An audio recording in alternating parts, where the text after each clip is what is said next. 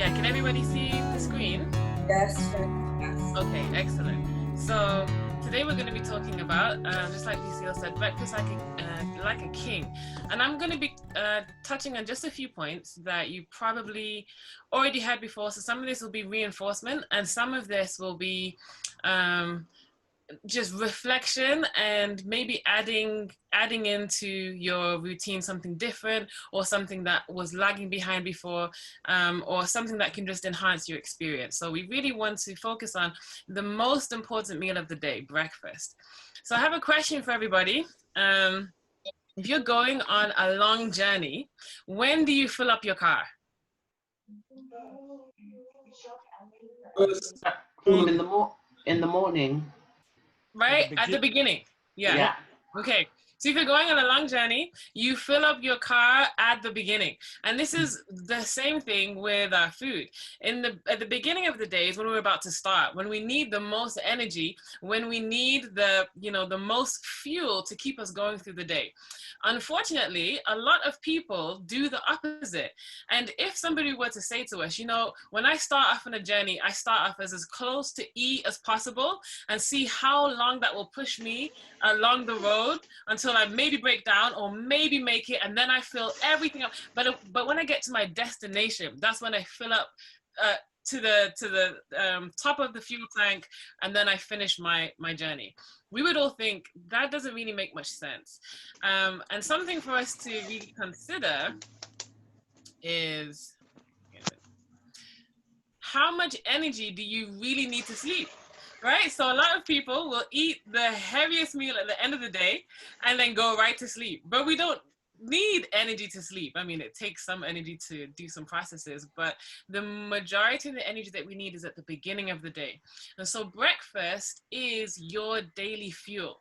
Breakfast is what you need to keep you going, to get you going. And it's the meal that so often gets skipped because in the energy of trying to get out the house, or trying to get to work, or trying to, get accomplished whatever was there at the beginning of the day, we actually miss the fuel. So many of us are running on empty. Instead of filling up at the beginning of the day, we're running on empty. And we just want to look at some points today about how we can change that around kind of effectively.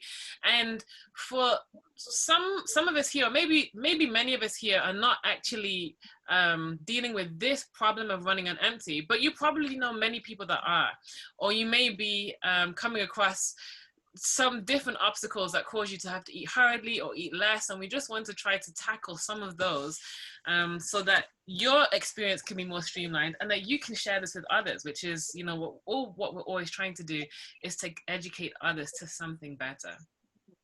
Okay, so we've heard this before.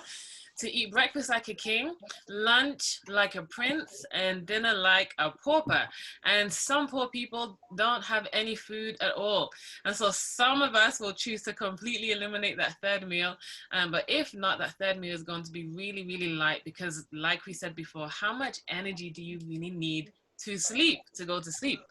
And oftentimes, just on this point, a lot of the reasons why we feel hungry at the end of the day is either because we are not eating enough fiber-filled food so that it's not holding us for the hours that it should, or because we have trained our bodies to expect food at that time.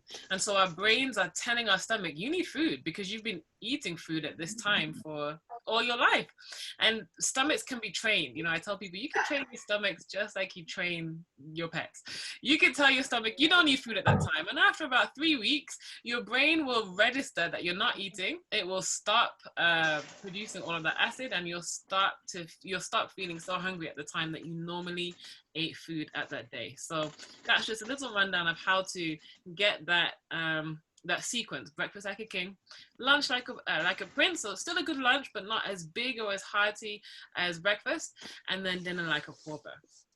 One more point on that is that eating the fruit meal first, some people like to reverse it, and it's fine either way. Just one thing to remember is that there are more calories in fruits than there are in leafy green vegetables. So you would have to eat a lot more vegetables to feel as for it to hold you as long. You may feel satiated because there's lots of fiber, but for it to hold you, for you to have enough glucose, you may have to actually eat more if you're going to have your vegetable meal first. Okay, so breakfast benefits. What are the benefits of eating breakfast? Number one is brain energy. So many studies have linked eating breakfast to good health, including better memory and concentration. And the brain needs glucose in order to function properly. The rest of the organs and the cells in our bodies are able to pull on reserves if there's not glucose that's actually being ingested at that time. But the brain cannot. So it's the one organ that can't pull on reserves from fat or from protein. It actually needs glucose. And so to give your brain energy to think and to function, it is a big benefit to eat a nice, hearty breakfast. So that is brain energy. Another benefit of eating breakfast is less weight gain. So I'm going to talk about a study that I actually just put the study here on the slide. It's found on nutritionfacts.org, Dr. Greger. And it's talking about the fact that you can eat a distributed amount of calories over the day, but if you eat the majority of those calories in the morning as opposed to later on in the day, you will actually you'll actually lose weight as opposed to gaining it if that was reversed. And one of the reasons for that is because your metabolism slows down after around 3 p.m. And so anything that you eat after that, it takes longer to digest and actually can contribute to weight gain. Whereas in the morning, your metabolism is good and you're active, and the bodily functions are just working at their optimum earlier in the day. And so this is a study that was randomized. It randomized overweight and obese women in one of two isocaloric groups, which meant that each group was given the same amount of total calories. One of the groups was given a 700 calorie breakfast, and then a 500 calorie lunch, and then a 200 calorie dinner. And the other group was given the opposite. So they were given 200 for breakfast, 500 for lunch, and 700 for dinner. And so exactly the same amount of calories, but just reversed in its number. Just like we were talking about at the beginning, some people fill up fuel at the start and some people fill up fuel at the end. It might be the same amount of fuel, but how is it being used? How effectively is it being used? And so the question was asked, since they were all eating the same number of calories overall, the King, Prince, Pauper group should have lost the same amount of weight as the Pauper, Prince, King group, right? That's what you may expect because they were eating the same amount of calories. It wasn't that they were skipping meals or anything, but that wasn't what happened. Even though they were eating the same amount of calories, they found that the ones who ate more calories in the morning had less weight gain afterwards. It said that the morning slanted group lost more than twice as much weight, in addition to slimming about an extra 2 inches off their waistline. So by the end of this 12-week study, the King, Prince, Pauper group lost 11 more pounds despite eating the same number of calories.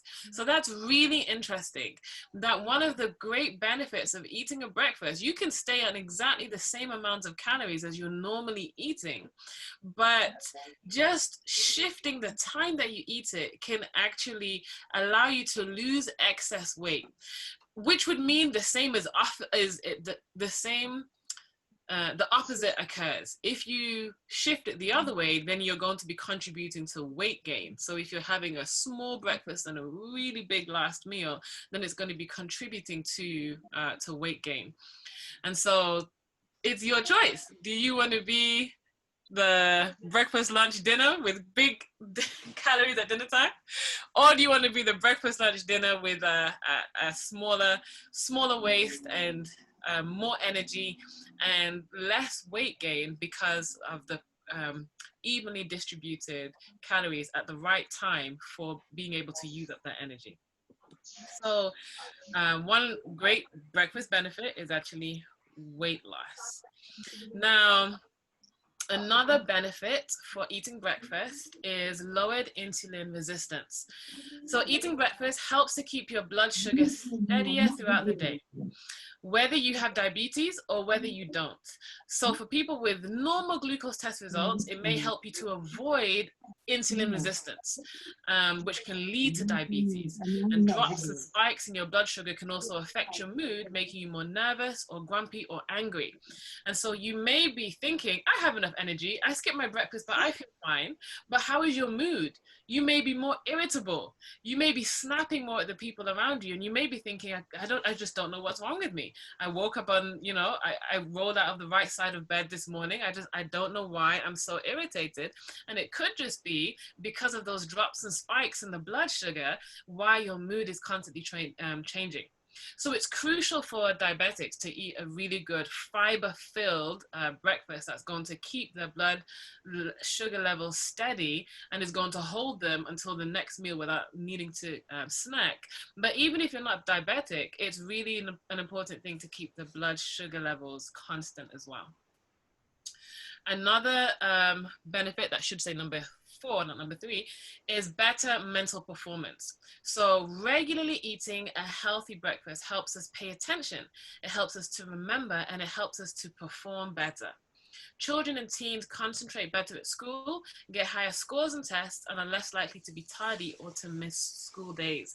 Now, I remember running at the beginning of my day, trying to catch that bus that was going to get me to school. And oftentimes, when I got to secondary school, I would just completely skip breakfast because it was just an inconvenience when I was trying to make it on time and, get that revision in and all these different things. But the truth is that if I wanted to have the best results as I was going to school, or as I was studying, I would have made that time a priority. And I think that's what it boils down to. What we make time for is what we prioritize. And so we do have time. We do. It's just, what do we put it towards? And are we carving out time in the morning to have, really long morning routine so that our hair is really nicely did, and or are we carving out the time to sit down and just have a really good breakfast and make sure that it's something? Even I know somebody that would wake up at 5 a.m. just to make sure they could fit in that hour for them to eat breakfast. I'm not saying everybody needs to do that or everyone has the capacity necessarily to do that, but it's something to think about. What are we prioritizing?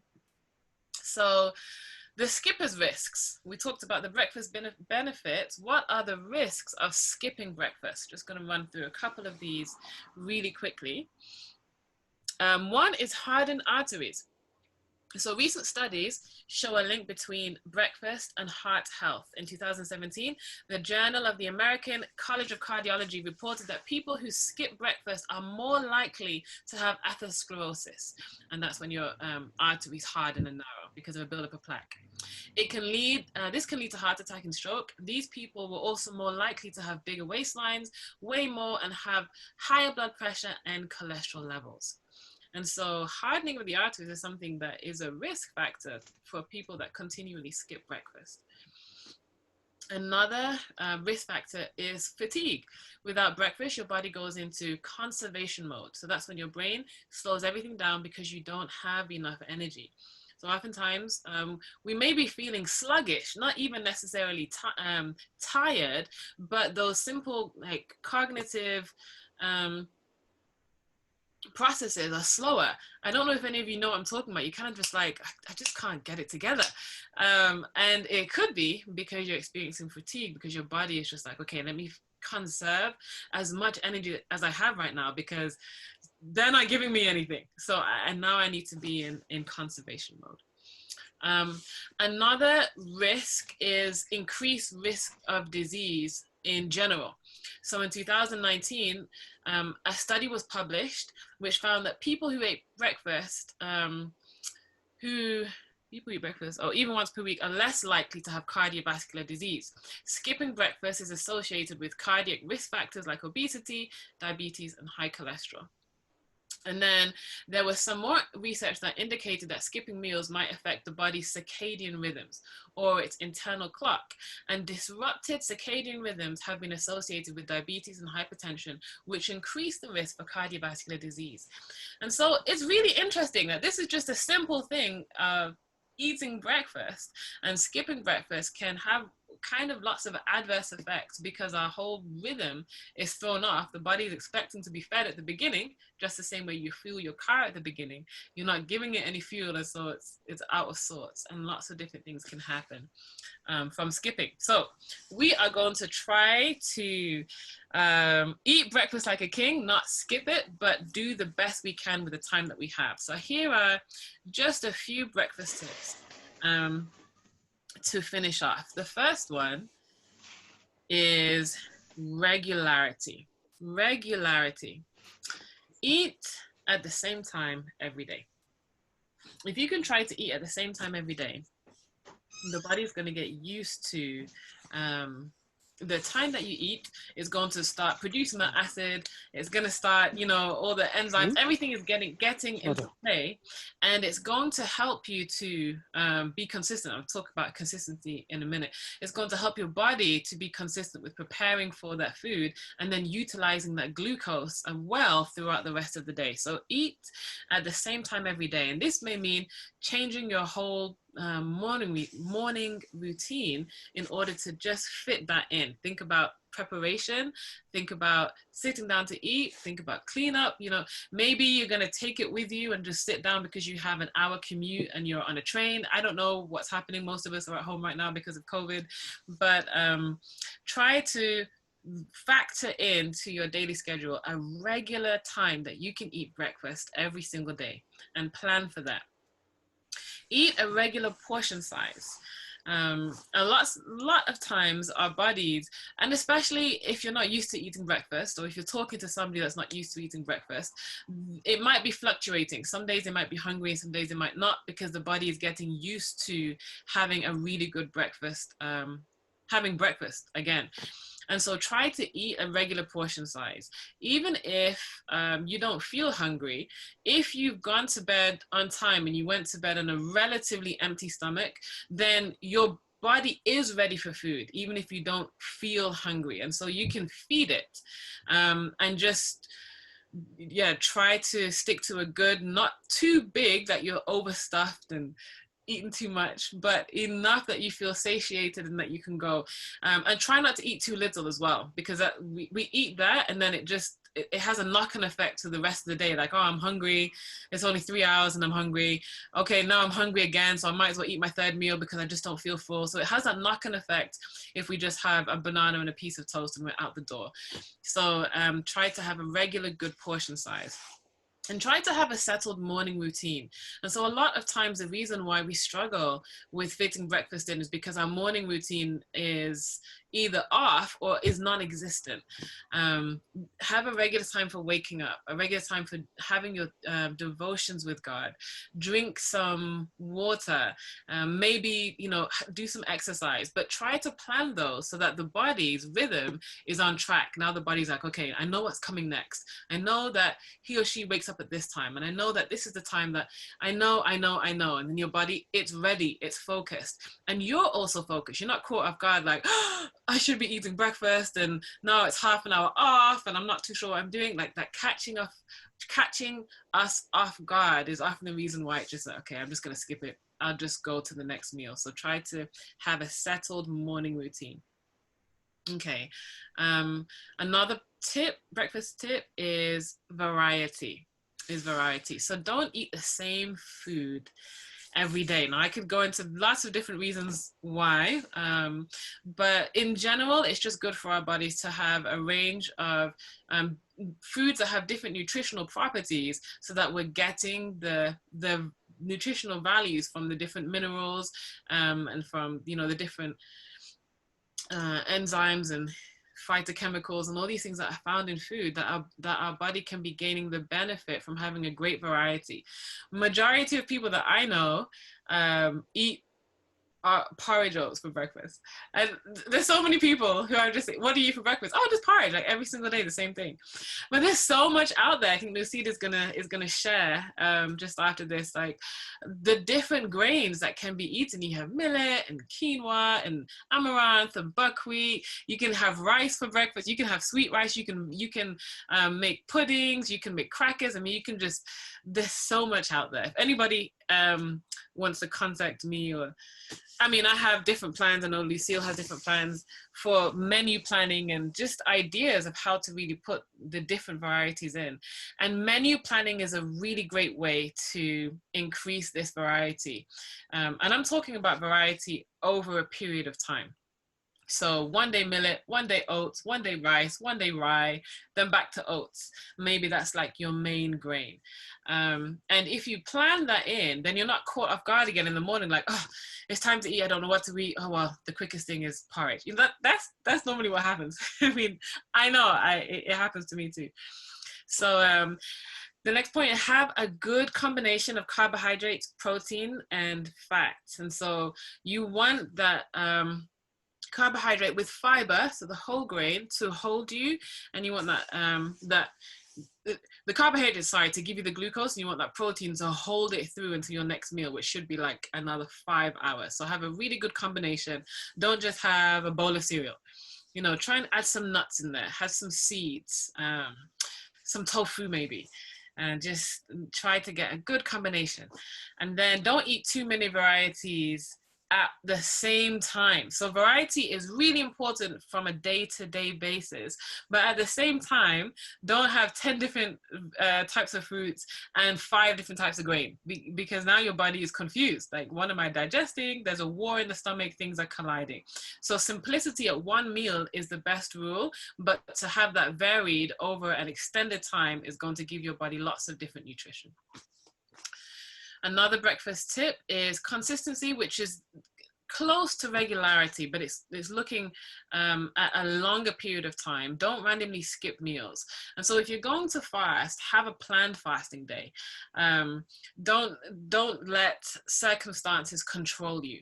So, okay, oh no, this just happened and now I just can't eat my breakfast. Try to make sure that you're a master of your circumstances and try to say, okay, if there's a day that I know I'm not going to eat breakfast, I'm just going to count that as a fasting day. It is good for your body to have a rest from time to time, but make it consistent. Maybe you're going to fast every second Tuesday of the month, and plan that in so that you have consistency. And then last but not least, serenity. So avoid hurried, anxious eating. Cultivate calm thoughts and uplifting conversation, and wait to eat until you are settled. So yeah, it's really important, especially with the biggest meal of the day, that we're calm. And that, you know, we're not thinking about all the different things that work is going to bring us that day. We're not thinking about the fact that we have to get out of the house. And this all is good planning. It takes good planning to just set yourself, I'm going to set myself an hour maybe, and during this hour nothing's going to collide with it, and I'm going to set even, I've seen mothers that even eat before their children eat, just so that there's not that, you know, continual having to provide or supply for the needs of the family. I've seen some mothers that eat afterwards too, but however it's done, try to cultivate an atmosphere of serenity. Okay, so in closing, this is the last point. What if I'm not hungry? Okay, what if I'm not hungry? I just wake up and I'm just consistently not hungry. And so I know breakfast should be the biggest meal of the day. I have tried and tried. How can I kick the skipping habit?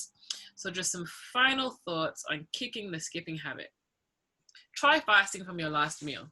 So if your last meal is lunch, try fasting from it. So try eating breakfast and then eating nothing else for the rest of the day, just drinking water. The next day, you're probably going to wake up hungry. And if you don't, you may need to do that a couple of times. It's not going to damage your body. Your stomach really benefits from resting. So fasting from your last meal is a great way to kind of reset your body clock. Drink warm water on rising. So that's something that helps to stimulate the stomach to start, preparing for the day, preparing for food. The first thing that your stomach should receive in the morning shouldn't be food. So try to drink some warm water, maybe some warm lemon water to, help with that alkalizing, and try to drink that warm water maybe an hour before you eat. So personally, I drink my water while I'm doing my devotion. When it's finished, then I get ready for the day, and then I'll eat my breakfast. So the stomachs really had some time to wake up and to realize, oh, it's about time for some food now. I just covered that. Don't eat breakfast straight away as you wake up. Give it some time, drink some water, do something else, go for a walk maybe. I know these things kind of sound unrealistic when you have a really crunched morning routine, but you can try and get to bed earlier and wake up earlier and fit more into the morning. And increase your exercise during the day. If you're doing more exercise, the body is going to call for more energy. And increase your fiber and protein intake. So if you are eating a fiber-rich diet and a protein diet that's holding you, during the day, you'll feel the need to eat less. And if during the day you've eaten more, if you've eaten between meals, your digestion was continually going. It never actually stopped. And that means that you could really wake up not hungry because during the night, your stomach was still trying to digest that food and now it's just tired. But if you've been eating and not eating fiber-rich foods and protein, then and not snacking, then your stomach was empty when you went to sleep and on rising that it's ready to get some food. So those are some ways that you can kick that skipping habit. And so that's it. Let's remember that God wishes above all things that we will prosper and be in health, even as our soul prospers. And so if this is God's wish for us, all his biddings are enablings. He's going to help us to do it. Amen. That's the end.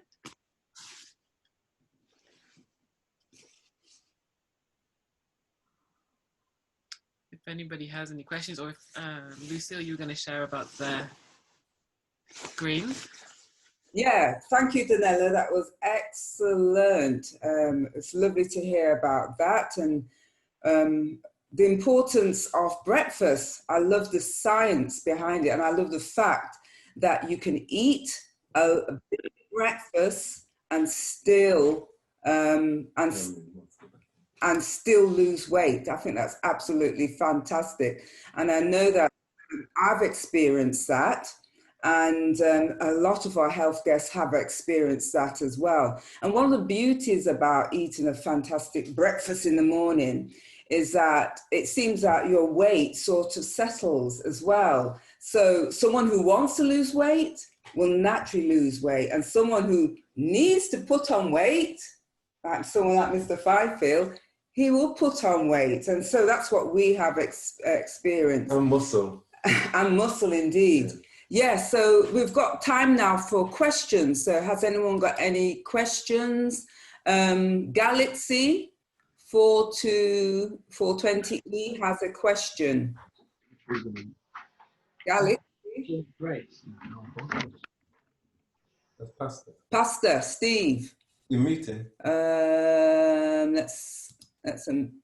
You just need to, Steve, you need to unmute yourself. Pastor Steve, you need to unmute yourself. Hear me now? Yes, we can hear you. Go ahead. Yeah, I've unmuted my. Yeah, I want to thank Danella for that fantastic presentation.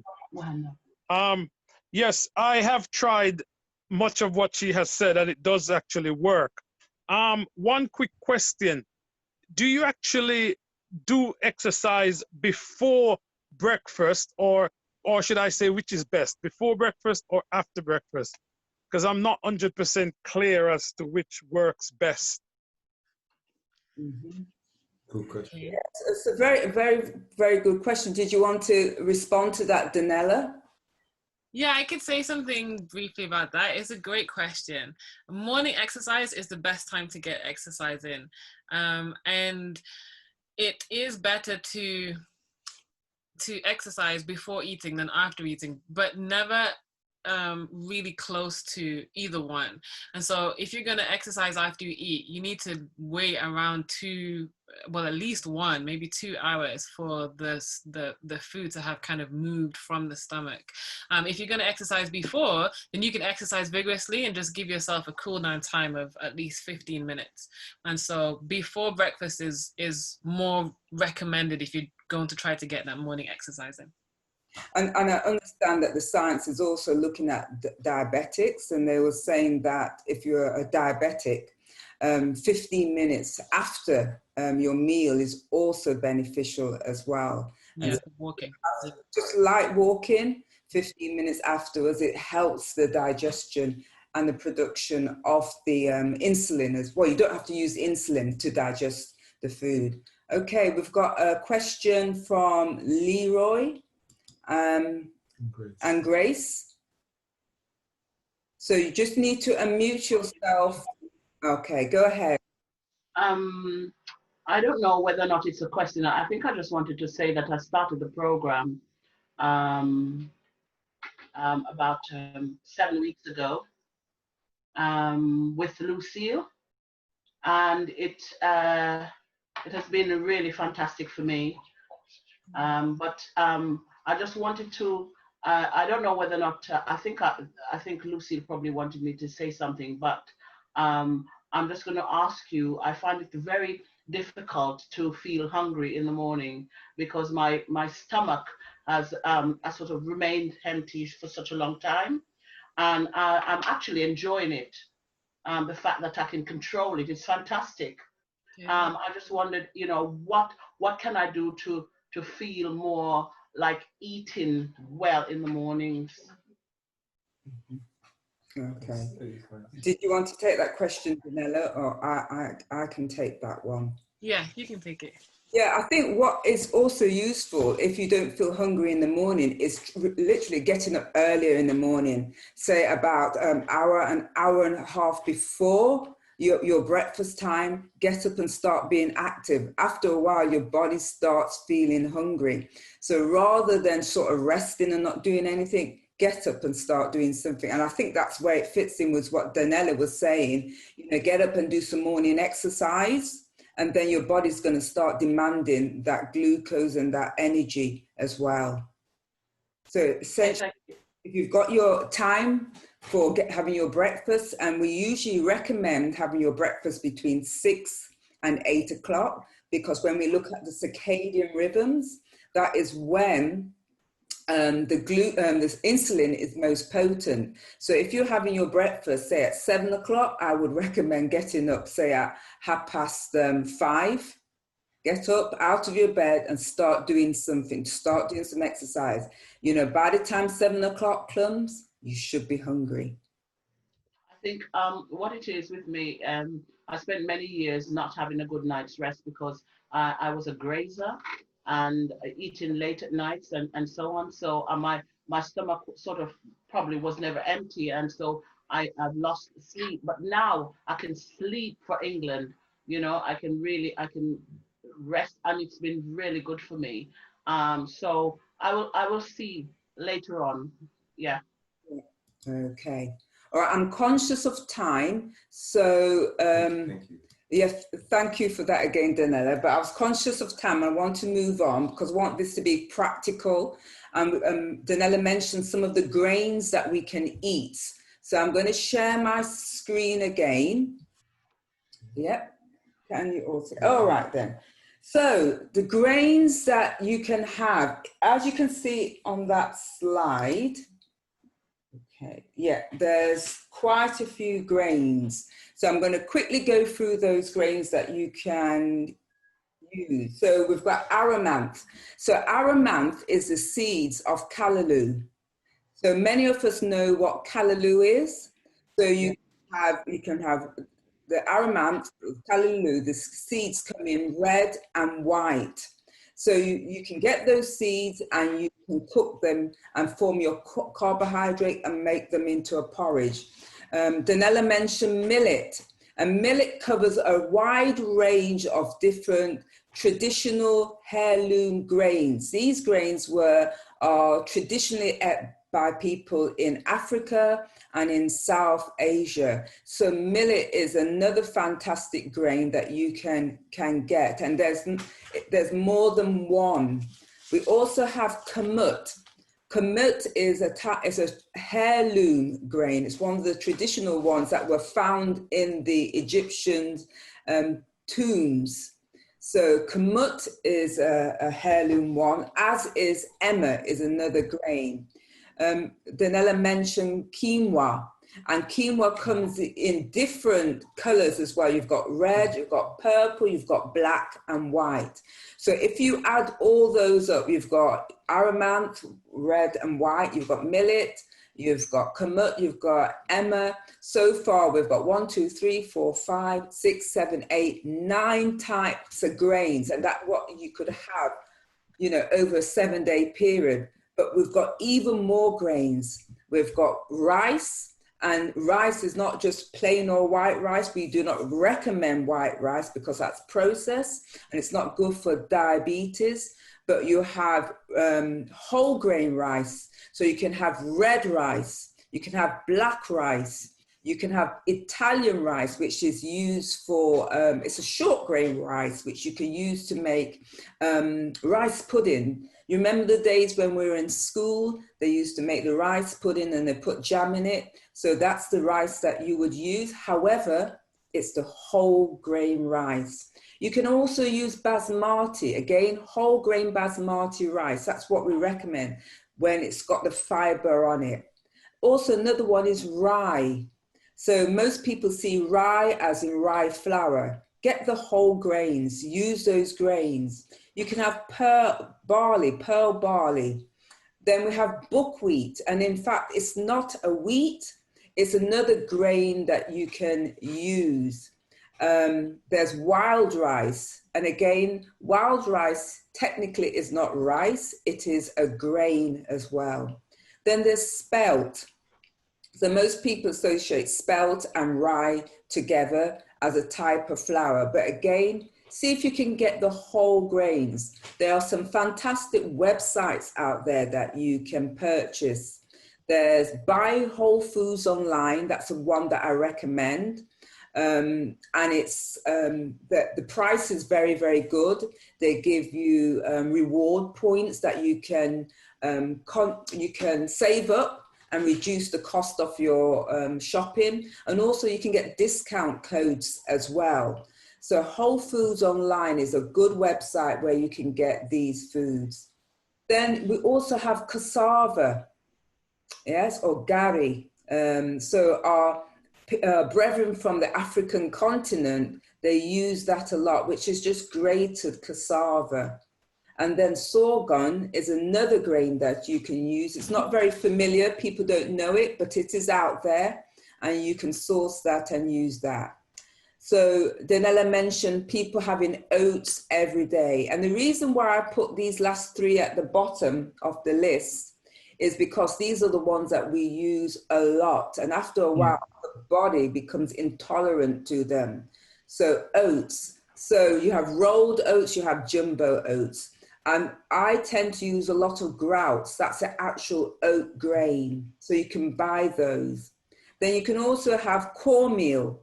Again, I put it down at the bottom of the list because cornmeal, a lot of it comes from America and a lot of it is genetically modified. So I put that at the bottom of the list. I will try and avoid the cornmeal, especially if it comes from America. And then the final one is wheat. So bulgur comes from the wheat grain. So again, I put it at the bottom of the list because that is hybridized. And what that means is it has a larger content of gluten. And because there's wheat in so much of our products that we eat, our bodies become intolerant to it because we're intemperate in terms of wheat. We have wheat in so many different things. So if you look at that one slide, take a picture of that slide, you can see all the different grains you can use. So you can even put the grains together. So remember in the Bible, it talks about Ezekiel and God told him there's 7 grains that you can use to make a bread. In the same way, you can use 7 grains or 5 grains and you can make a porridge out of them. You can use them on their own or you can use them together. So how do you cook them? I haven't got time. I've got to get up and get out of the house. So this is what is in our, and as you can see, it's a slow cooker. So at the moment, there's just Arthur and myself in the house. So we have a small size slow It cooker. cost about £10. And we got this one from Asda, and it cost around, it's less than £10. Yeah, it was. Yeah. And I put a timer on. So what I would do, I put the grain, what I'm going to have, in the slow cooker, and it's time to come on at either 2 or 3 o'clock. So if we want our breakfast at 7 o'clock, by the time we come downstairs, it's nicely cooked. So something I would recommend, get a slow cooker, get a timer, put it on the night before, and it will come on in the night and it'll be ready for you in the morning.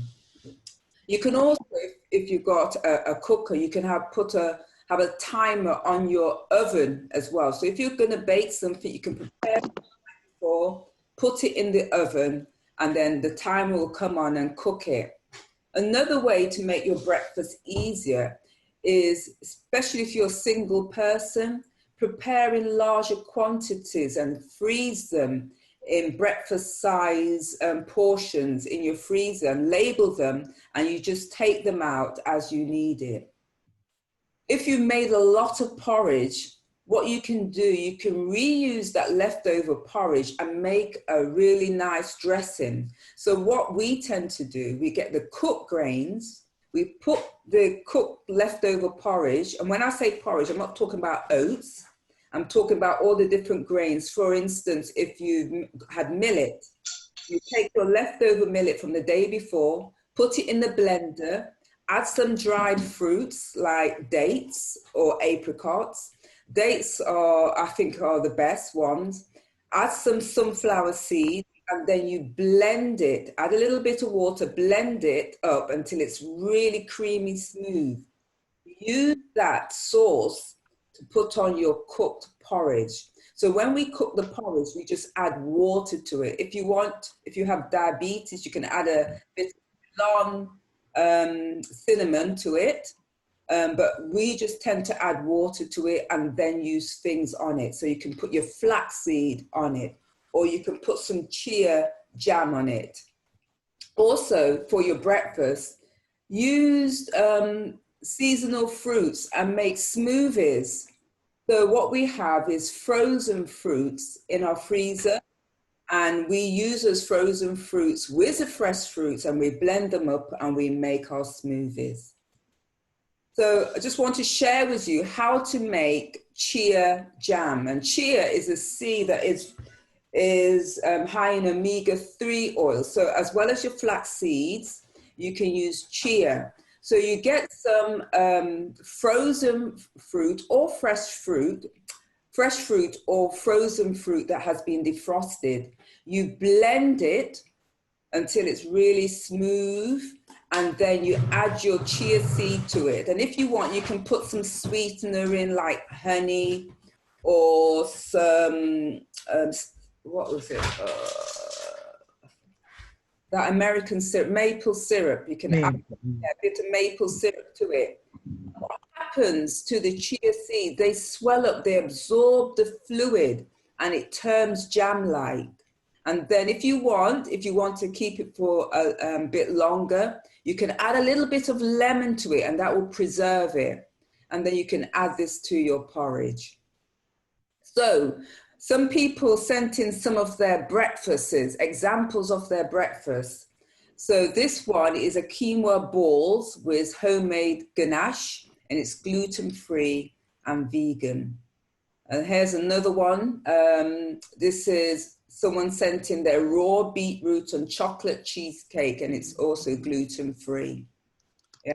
So what we would do, we would recommend to have the fruits and the pudding. Treat yourself, have a pudding every day. You know, you're worth it. We make sure we have pudding in the morning. Yes. And here's something that Jones made. So it looks really nice, doesn't it? So it's fruit, nuts, seed, and flapjacks. And she started with grapefruit first. This is what Lanice sent in. And Lanice had spinach, celery, green apple, green onions, radish tops, flaxseed, and stevia. And she made a smoothie. And she had that for breakfast. And she had that because she has diabetes. So she had that for her breakfast. So these are pictures of what we've had for our breakfast.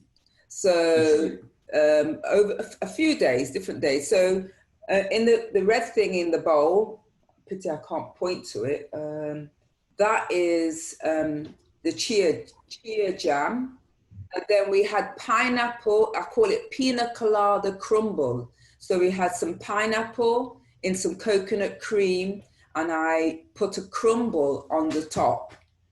And then there was a smoothie, and we also had a pear, and these were some, I think, cherries from the tree that was in the garden. And this is black quinoa with some coconut milk. And then another day we had fruit tart. Again, and you could. Eaten in a day. And unfortunately, that was supposed to last for 2 days, but unfortunately, it was eaten in 1 day, not by me. Yes. And then we've had some processed Alpro, but there's a lot of fresh fruit here as well. And in the white bowl next to the Alpro, that is the sauce that I told you you could make with your leftover grains. And this is, I think that's the grain that we've got there is it? No, pearl barley. I think it's pearl barley that was. And here's another one. And so we had fresh mango, and I was going to chuck the mango. Unfortunately, it came refrigerated across the seas, and unfortunately, Hyacinth and Hermin in Jamaica can eat the mangoes straight from their tree. Right. You have to buy it from Aldi, and it's not very, very sweet at all. But this is another breakfast that we have had as well. Okay, so I'll just stop that. Okay, so any questions about? Okay then. No, sorry, I just wanted to ask something actually. Cooking the grains, is it okay to use a pressure cooker, or should you slow cook? In terms of preservation of the nutrients, in particular the enzymes, tin foods and pressure cookers are the worst types of way of cooking food and eating food. Oh my goodness. So, I don't recommend, we don't recommend pressure cookers because it's heated up to a high temperature and it's a high pressure and the enzymes are destroyed. Okay. Okay. Thank you. Okay. All right. So if there's no other questions, would anyone like to say anything before we leave? Anyone would like to say anything, to share anything before we leave? I'm just conscious that we're over time. Joan, if you had anything to say. Danella, anything you had to say? Or anyone else? Or anyone else before we All right, it's a lovely presentation. Oh, sorry. Joan, do you want to go? No, I was saying it was a lovely presentation by both yourself and Danella. Thank you. Thank you. Yes, thank you very much. Thank you very much from Lernis. And yes, please, I would love to hear more about the planning. Yes. The menu planning. Okay. All right. Very interesting presentation. Also, some of those wonderful recipes that you're talking about. Mm-hmm. Yes. You can put them on the internet. It's the website. What we're trying to do now that we've got more help on board, we're going to try and start putting some of these recipes on the website so that you can access them, so they're freely available for you. Yeah, that's what we're going to try and do. Danella, did you want to say anything about the meal planning, to let us know a little bit about what you're thinking of doing? Yeah, sure. So there are some ready made meal plans that I have, and I'm sure that there are more out there that I'm willing to share. It's just basically goes through a week and integrates a different grain every day for breakfast and lunch. And then we can attach some recipes, and we can put it on the website too. So we'll make sure that that's available to you soon, and then more extensively in the future as well. Thank you. So if you've got any ideas, any areas topics you would like us to cover on this support group, please WhatsApp me and we'll pull a program together so that we can do a presentation about those topic areas. So if you've got areas of concerns that you need a bit of more guidance to keep to the program, to keep to your plan, just message me through WhatsApp. Yeah, I just wanted to say, when the meal plan and the recipes come up, could you also just add on a little bit about how diabetics can, change it for their particular needs? Okay. Yeah, we will do. We will do. Okay, I didn't know about the pressure cooker. I used to cook in my pressure cooker most times. I know. But just the other day, I said, let me just slow cook it and it will come out better, because sometimes I don't time it properly and it come out too soft. So I started doing it that way, cooking it longer, soaking it and then cooking it for a longer time. Okay. All right. Thank you, everybody. Thank you. So, one thing, please. Do we know the date of the next meeting? well, what we're hoping to do is a first Thursday in every month. Right, that's brilliant. Yeah, so even though we may be having a residential program, what we're going to do, we'll probably screen the program. So we'll have health guests here as well as doing the support group as well. Okay. So first Thursday of every month. So, Lucille, you wanted me to say something. Should I leave it for next time? I think it's quite late now. Yes, because we wanted to stick to an hour, don't wear out the same. Yeah. So we'll keep it for next time. So if anyone's got a personal experience they would like to share that they feel will be encouraging for other people on this journey, just let me know and we'll program you into the support group time. We're going to close there. Most of the participants here, I notice, are women. But I know that it's a good thing, of course, but I know Leroy is there. And I think, even though Jen's there, I'm hoping that behind the scenes was my mate, Garfield. And so I saw something moving behind there. And so I know he's on a 2-meal plan now. And I'm bigging him up. Yeah, and breakfast is like the best meal of the day. And it's the one that I certainly look forward to. In closing, I just say that I remember not that long ago when somebody said that breakfast was the biggest meal of the day, and they came to our house and they didn't eat food with us when we were eating at 7 o'clock. And they said, but we will save it till breakfast. I thought they were kind of fanatics. But now, well, maybe we're fanatical, but at least we're healthy. And so I just want to encourage you to continue eating like a king in the morning, and what is it, like a prince at dinner time, and eat nothing at night, if you can.